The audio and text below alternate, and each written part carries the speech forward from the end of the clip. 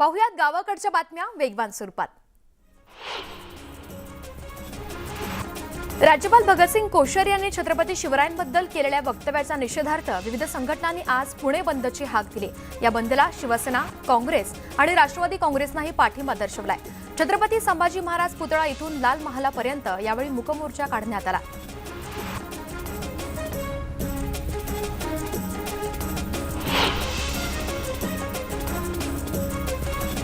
लाल महाल गेल्या 350 वर्षांपासून छत्रपती शिवाजी महाराज हे आदर्श महापुरुष आहेत। आज त्यांना आदर्श म्हणा असं सांगायची वेळ येणं हे दुर्दैवी असल्याचं सांगत उदयनराजे यांनी राज्यपालांवरती टीका केली आहे। भाजपच्या नुपूर शर्मांप्रमाणे राज्यपाल भगतसिंग कोश्यारी आणि सुधांशु त्रिवेदींवरती शिस्तभंगाची कारवाई करावी अशी मागणी त्यांनी केली। जळगावात रास्तारोको आंदोलनापूर्वी ताब्यात घेण्यात आलेल्या आंदोलकांनी रामानंद पोलीस स्टेशन बाहेर घोषणाबाजी केली आहे। राज्यपाल तसंच भाजप नेत्यांनी केलेल्या वक्तव्याच्या निषेधार्थ आंदोलनाची हाक देण्यात आली। यावेळी पोलिसांनी आंदोलकांची धरपकड केल्यानं संताप व्यक्त करण्यात आला।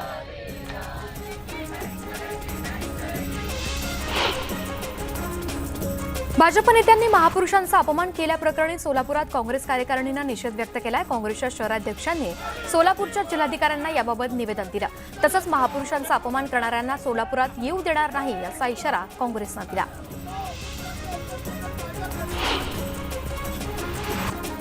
बारामतीत भाजप कार्यालयाच्या फलकावरती एका तरुणानं शाईफेक केल्याची घटना घडली आहे। सचिन जगताप असं शाईफेक करणाऱ्या तरुणाचं नाव असून पोलिसांनी त्याला ताब्यात घेतलंय। या प्रकारानंतर भाजप कार्यालयाबाहेर पोलीस बंदोबस्त ठेवण्यात आला।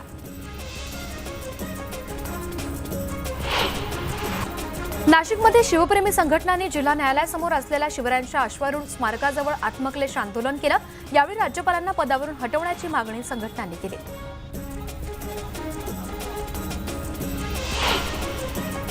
महापुरुषांच्या सतत होणाऱ्या अवमानाच्या निषेधार्थ बारामतीत बहुजन समाजानं मोर्चा काढला। या मोर्चाला पाठिंबा देण्यासाठी बारामतीतील सर्व दुकानं बंद ठेवण्यात आली।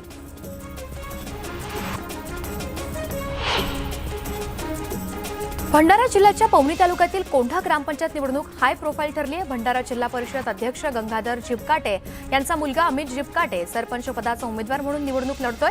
त्यामुळे या निवडणुकीत अध्यक्षांचीच प्रतिष्ठा पणाला लागली आहे। नाशिकच्या जय भवानी रोड परिसरात नव्यानं उभारण्यात येणाऱ्या उद्यानातील महापुरुषांचा पुतळा हटवल्यानं वाद निर्माण झालाय। पालिकेची पूर्वपरवानगी न घेताच बसवलेला हा पुतळा मध्यरात्री पोलीस बंदोबस्तात हटवण्यात आला। त्यानंतर हा पुतळा बसवण्यासाठी आंदोलन करतायत। हिंगोली ते नांदेड महामार्गावरती कळमनुरी तालुक्यातील मसोड फाटा इथं आदिवासी समाज बांधवाच्या वतीनं रास्ता रोको करण्यात आला। आदिवासी समाजाची विशेष पदभरती करावी, ठक्कर बाप्पा आदिवासी वस्ती सुधार योजनेचा निधी तात्काळ मिळावा या मागण्यांसाठी हे आंदोलन करण्यात आलं। चंद्रकांत पाटील शाईफेक प्रकरणी दाखल झालेले गुन्हे मागे घेण्याची मागणी करत जालना जिल्हाधिकारी कार्यालयासमोर संघर्ष समितीनं धरणं आंदोलन केलं। यात आमदार राजेश टोपे, कैलास गोरंट्याल सहभागी होते।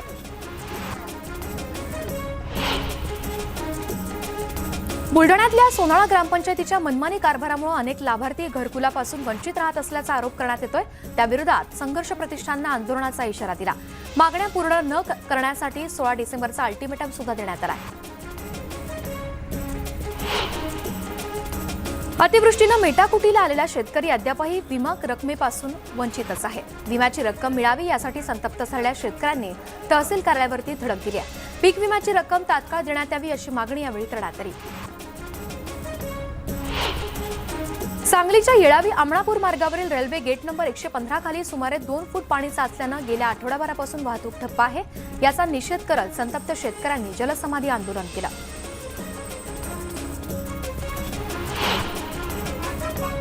जळगावमध्ये राज्यपालांविरोधात लोकसंघर्ष मोर्चाकडून आंदोलनाची हाक देण्यात आली आहे। यावेळी विविध संघटनांच्या कार्यकर्त्यांनी गिरणा नदीच्या पुलावरती रास्ता रोको केला। या आंदोलनकर्त्यांची पोलिसांकडून धरपकड करण्यात आली। लोकसंघर्ष मोर्चाच्या अध्यक्षा प्रतिभा शिंदे यांनी पोलिसांनी यावेळी ताब्यात घेतला। साताऱ्यातील पाटणमध्ये अल्पवयीन मुलीवरती अत्याचाराच्या निषेधार्थ हिंदुत्ववादी संघटनांनी मोर्चा काढलाय। आरोपीला कठोर शिक्षा व्हावी तसंच लव्ह जिहाद आणि धर्मांतर विरोधी कायदा पारित करावा या मागण्यांसाठी हा मोर्चा काढण्यात आला। आमदार नितेश राणे सुद्धा या मोर्चात सहभागी होते।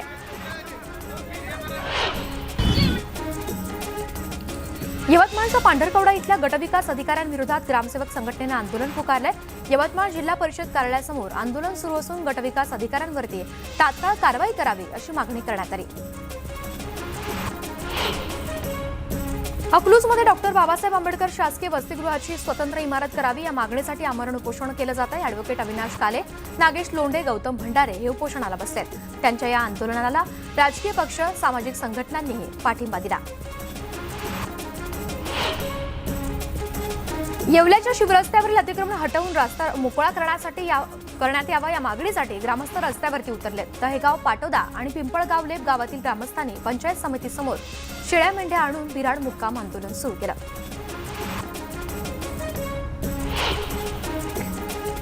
कोरोना काळात केलेल्या कामाचा थकीत असलेली प्रोत्साहन भत्त्याची रक्कम देण्यात यावी या मागणीसाठी त्र्यंबकेश्वर तालुक्यामधील आशा आणि गटप्रवर्तक महिला 2 दिवसांपासून धरणे आंदोलन करतात। या आंदोलनात मोठ्या संख्येनं महिला सहभागी झाल्या। संत गाडगेबाबा अमरावती विद्यापीठातील लेट लतीफ कर्मचाऱ्यांमुळे विद्यार्थी त्रस्त झालेत। शैक्षणिक विभागीय प्रशासकीय केंद्रात उशिरा येणाऱ्या कर्मचाऱ्यांमुळे विद्यार्थ्यांना रांगेत ताटकळत उभं राहावं लागतंय।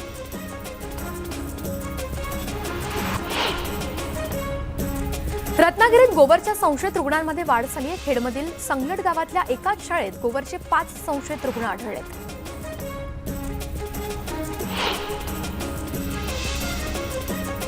बीडमध्ये हौशी मित्रांनी आपल्या मित्राला वाढदिवसानिमित्त चक्क रेडा गिफ्ट केलाय। बीडमधील सामाजिक कार्यकर्ते परशुराम गुरखुदे यांचा वाढदिवस दरवर्षी साजरा करण्यात येतो। यंदा गुरखुदे यांच्या 10 मित्रांनी मिळून वाढदिवसानिमित्त रेडा भेट दिल्यानं या गिफ्टची बीडमध्ये जोरदार चर्चा रंगली आहे।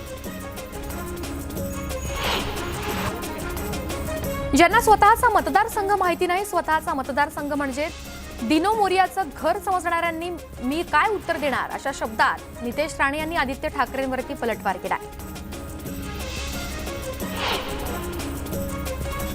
कोरोना काळामध्ये उद्धव ठाकरे हे काचेच्या भिंतींमध्ये होते। त्यावेळी राज्यपालांनी छत्रपती शिवाजी महाराजांच्या जयंतीविषयाची भूमिका घेतली होती।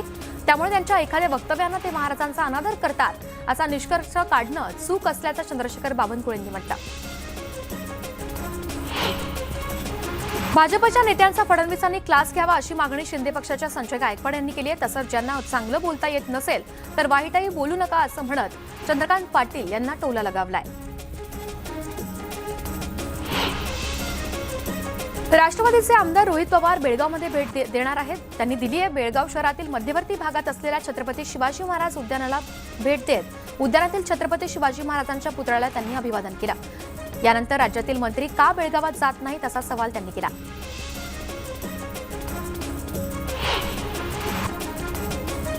भाजप प्रदेशाध्यक्ष बावनकुळेंच्या स्वागतासाठी परभणीत बाईक रॅली काढण्यात आली आहे। परभणीच्या वसमत रोड परिसरातील या रॅलीमध्ये भाजपचे पदाधिकारी आणि कार्यकर्ते मोठ्या संख्येनं सहभागी होते। भाजप प्रदेशाध्यक्ष चंद्रशेखर बावनकुळेंच्या परभणी दौऱ्यादरम्यान त्यांना काळे झेंडे दाखवण्यात आले। तसंच बावनकुळेंचा ताफा अडवण्याचा प्रयत्न सुद्धा करण्यात आला। अहमदनगरच्या साकुरी ग्रामपंचायतीतील मागील निवडणुकीत थोरात गटाला विजय मिळालाय। मात्र यावेळी थोरात गटाला उमेदवारच मिळत नसल्यानं निवडणुकीपासून दूर राहण्याची वेळ त्यांच्यावरती आली आहे। त्यामुळे यावर्षी दोन्ही पॅनल विखे गटाचे आहेत, तर संगमनेरचे विखे विरुद्ध थोरात असा राजकीय सामना रंगणार आहे। नांदेडमध्ये अवकाळी पावसानं हजेरी लावली आहे। गेल्या 2 ते 3 दिवसांपासून जिल्ह्यातील वातावरण बदललेलं होतं। ढगाळ वातावरणानंतर जिल्ह्यातील अनेक भागात कुठे जोरदार तर कुठे हलक्या स्वरूपाचा पाऊस झालाय।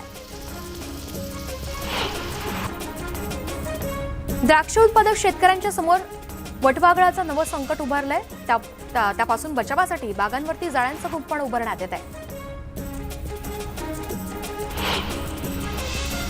राज्यात कांद्यांचे भाव घसरले असून कांद्याला अवघा 7 ते 8 रुपये किलो दरानं भाव मिळतोय। कांद्याला चांगला भाव मिळेल या आशेत वखाती साठवणूक करून ठेवलेला कांदा सुद्धा सडू लागलाय।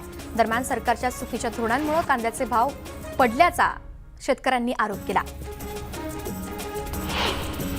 चोपडामध्ये यंदा चांगला पाऊस झालाय, त्यामुळे तुरीच्या क्षेत्रात वाढ झाली आहे। कमी खर्चात भरघोस उत्पन्न आलेल्या शेतकऱ्यांनी समाधान व्यक्त केलंय। यंदा तुरीला चांगला भाव मिळेल अशी अपेक्षा शेतकऱ्यांनी व्यक्त केली। जुन्नर तालुक्यातील राजुरी इथल्या विनयशील कृषी फार्मर प्रोड्युसर कंपनीच्या गोदामातून 3 ते 4 टन सोयाबीन चोरांनी लंपास केला।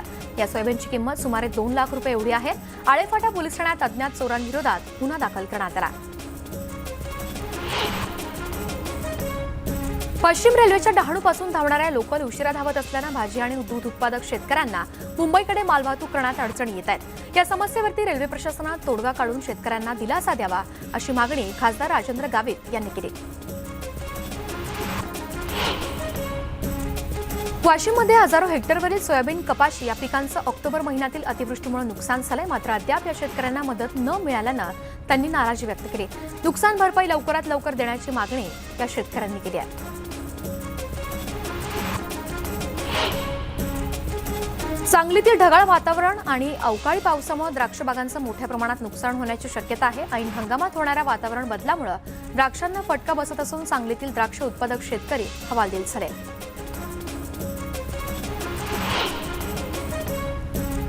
गोंदियात 18 धान खरेदी केंद्रांवरती सोमवारपासून खरेदी सुरू होईल असं सांगण्यात आलं होतं। मात्र अजूनही धान खरेदी सुरू न झाल्यानं शेतकऱ्यांना सावकारांच्या दारात उभं राहण्याची वेळ आली आहे। भंडाऱ्यात थंडीत तूर पीक बहरलंय। धान पिकांनी दगा दिल्यानं तूर पिकांवरती शेतकऱ्यांनी सर्व आशा लावल्यात। मात्र हवामानातील बदलांमुळे पिकांवरती अळ्यांचा प्रादुर्भाव होण्याची भीती असल्यानं शेतकरी चिंतेत आहे।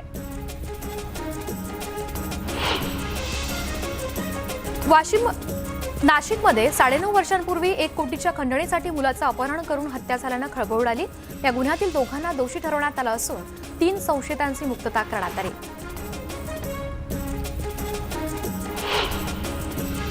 धुळ्यातल्या पारोळा रोड परिसरात छापा टाकत पोलिसांनी अवैध मिनी गॅस पंप